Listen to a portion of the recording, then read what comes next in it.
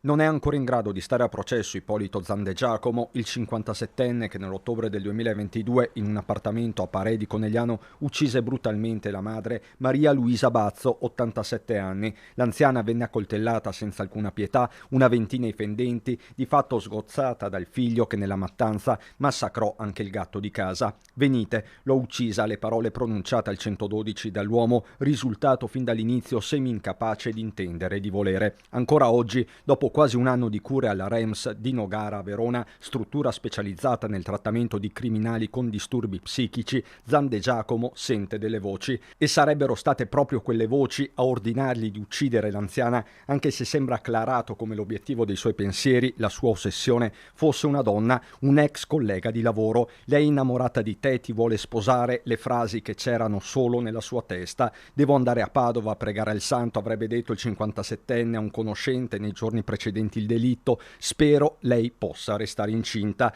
Delirio florido di carattere erotomane, una delle diagnosi, ma l'orrore in quell'appartamento di Parè resta intatto. Anche per questo la sua posizione processuale, dopo l'udienza delle scorse ore in tribunale a Treviso, sarà rivalutata fra 6 mesi.